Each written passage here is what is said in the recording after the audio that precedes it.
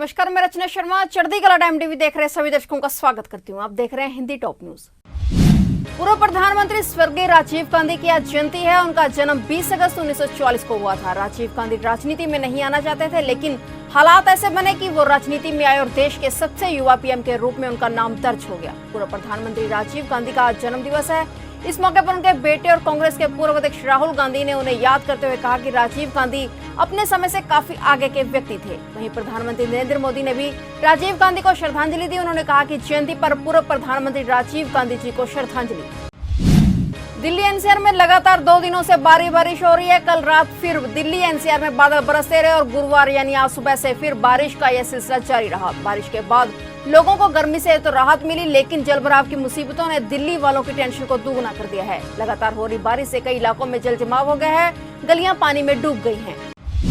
भारत के बाद ताइवान ने भी राष्ट्रीय सुरक्षा का हवाला देते हुए कई चीनी ऐप्स को अपने देश में बैन कर दिया है। ताइवान में अधिकारियों ने चीनी स्ट्रीमिंग प्लेटफॉर्म के परिचालन को पूरी तरह से प्रतिबंधित कर दिया है। ताइवान के आर्थिक मामलों के मंत्रालय ने कहा है कि यह कदम चीनी मीडिया कंपनियों के प्रभाव वाली सहायक कंपनियों के माध्यम से ताइवान में अपनी सामग्री भेजने से रोकने के लिए उठाया गया है।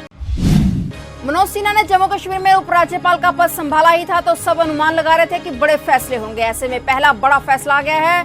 गृह मंत्रालय केंद्रीय सुरक्षा बलों की 100 कंपनियां घाटी से वापस बुला रहा है। इसका मतलब ये है कि करीब 10,000 जवान जम्मू कश्मीर से कम किए जाएंगे। इससे पहले मई महीने में 10 कंपनियां हटाई गई थी। इसी महीने घाटी से धारा 370 के खात्मे को 1 साल पूरा हुआ है। उत्तर प्रदेश के भदोही में गुंडों ने दरिंदगी की इंतहा पार कर दी। यहाँ पर नदी से 17 साल की एक नाबालिग लड़की की अधजली लाश बरामद की गई है। लड़की के परिजनों का आरोप है कि बच्ची के साथ बलात्कार किया गया और उसके बाद तेजाब डालकर उसकी हत्या कर दी गई। पुलिस का मानना है कि लड़की की निर्मम तरीके से हत्या की गई है। इस मामले की जांच के लिए क्राइम ब्रांच समेत 4 टीमें गठित की गई हैं। एक दिन की स्थिरता के बाद एक बार फिर से पेट्रोल के दाम बढ़ गए हैं। देश की राजधानी दिल्ली में पेट्रोल 10 पैसे महंगा होकर 81 रुपए के भाव पर पहुंच गया है। करीब एक हफ्ते के भीतर दिल्ली में पेट्रोल 57 पैसे प्रति लीटर महंगा हो गया है, जबकि डीजल के भाव में लगातार 19वें दिन भी स्थिरता बनी हुई है।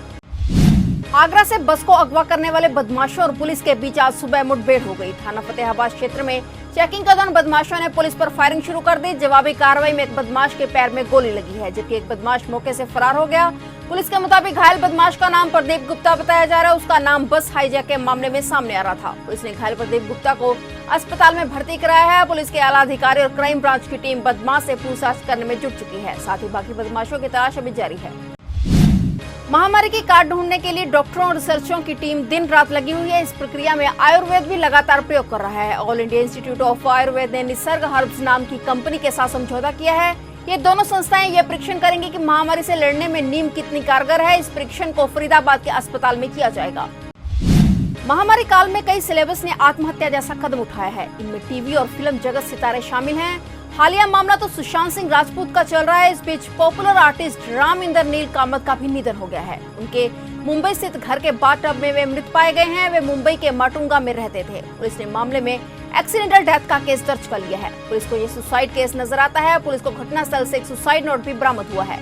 खबरें थी कि राम कामत लंबे समय से तनाव में थे और लॉकडाउन ने उनकी हालत को और भी बदतर बना दिया था। महामारी संकट के बीच उत्तर प्रदेश विधानसभा का सत्र आज से शुरू हो रहा है। विपक्ष ने यूपी की खराब कानून व्यवस्था और ब्राह्मणों के मुद्दे पर योगी सरकार को घेरने की रणनीति बनाई है। गैंगस्टर विकास दुबे एनकाउंटर से लेकर हाल ही में ब्राह्मण समुदाय के लोगों की हुई हत्याओं का मामला सदन में विपक्ष उठा सकता है। वायरस संकट के बीच शुरू हो रहे विधानसभा सत्र में 65 साल के ऊपर वाले विधायक और विधान परिषद सदस्य सदन में वर्चुअल हिस्सेदारी लेंगे। सदन से पहले दिन गुरुवार को शोक प्रस्ताव रखा जाएगा। इसमें कैबिनेट मंत्री कमल रानी वरुण और चेतन चौहान के निधन पर शोक प्रस्ताव रखा जाएगा। उत्तर प्रदेश विधानसभा का सत्र आज से शुरू हो रहा है। कानून व्यवस्था के सवाल पर समाजवादी पार्टी ने आज विधानसभा पर प्रदर्शन किया। सपा के प्रदेश अध्यक्ष नरेश उत्तम पटेल की अगुवाई में विधायक और विधान परिषद सदस्यों ने प्रदर्शन किया। प्रदर्शन कर रहे समाजवादियों का आरोप है कि बीजेपी सरकार महामारी की आड़ में लूटपाट कर रही है। पूरे प्रदेश में जंगल राज चरम पर है। वहीं सपा ने योगी सरकार को रोजगार विनाशक सरकार बताया। बाबा रामदेव के करीबी आचार्य बालकृष्ण ने रुचि सोया के मैनेजिंग डायरेक्टर पद से इस्तीफा दे दिया है। इसकी वजह से उनकी अन्य जगहों पर व्यवस्था को बताया जा रहा है। वहीं 19 अगस्त से तत्काल प्रभाव से कंपनी के गैर कार्यकारी स्वतंत्र निदेशक बन गए हैं। निदेशक मंडल ने उनके इस्तीफे को स्वीकार भी कर लिया और उनको प्रबंध निदेशक पद के कार्यों से मुक्त कर दिया है। अब कंपनी के पूर्णकालिक डायरेक्टर राम भरत को कंपनी का नया एमडी बनाया गया है।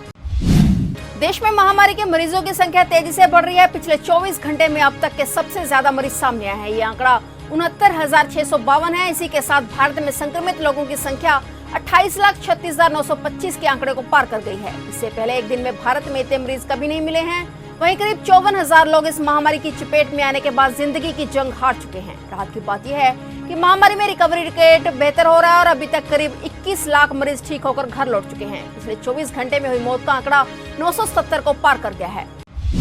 महामारी का सबसे ज्यादा कहर महाराष्ट्र पर टूटा है। यहाँ वायरस बेकाबू होता जा रहा है और मरीजों की मौत की संख्या में तेजी से इजाफा हो रहा है। महाराष्ट्र में पिछले 24 घंटे में संक्रमण के 13,165 नए मामले सामने आए, जिसके बाद महामारी के मरीजों की कुल संख्या बढ़कर 6,28,642 हो गई है। वहीं 24 घंटे में 346 और मरीजों की मौत हो गई है। राज्य में अब तक इस महामारी से 21,033 लोगों की मौत हो चुकी है। वहीं 4,46,831 मरीज ठीक भी हो चुके हैं और फिलहाल राज्य में 1,60,413 एक्टिव केस हैं।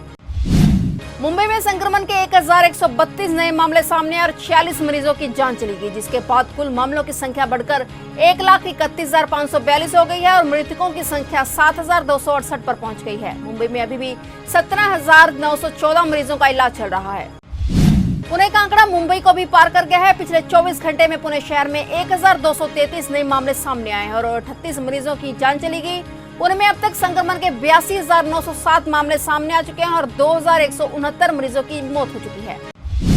दिल्ली में महामारी के 1,398 नए मामले सामने आए हैं और 9 लोगों की मौत हो चुकी है। पिछले 24 घंटे में 1,320 लोग ठीक भी हो चुके हैं। दिल्ली में अब तक 1,56,139 लोग संक्रमित पाए जा चुके हैं। इनमें 1,40,767 लोग ठीक हो चुके हैं, जबकि 4,235 लोगों की जान चली गई। दिल्ली में अभी भी 11,137 मरीजों का इलाज चल रहा है। यूपी में एक बार फिर एक दिन में 5,000 से अधिक पॉजिटिव मरीज सामने आए हैं। अब तक के सर्वाधिक 5,156 मरीज मिले हैं। इससे अब तक प्रदेश में कुल 1,68,556 मरीज पॉजिटिव पाए जा चुके हैं। प्रदेश में अब तक 49,645 एक्टिव मरीज हैं, जबकि 1,15,227 को डिस्चार्ज किया जा चुका है। वहीं कुल 2,638 मरीजों की मौत हो चुकी है। महामारी से सबसे ज्यादा प्रभावित देशों की लिस्ट में अमेरिका पहले पायदान पर है। यहाँ अब तक 57,931 से ज्यादा लोग संक्रमण के शिकार हो चुके हैं। अमेरिका में पिछले 24 घंटों में 43,000 से ज्यादा नए केस आए और 1,216 लोगों की जान चली गई। इसी के साथ अमेरिका में इस महामारी से 1,76,337 लोगों की जान जा चुकी है।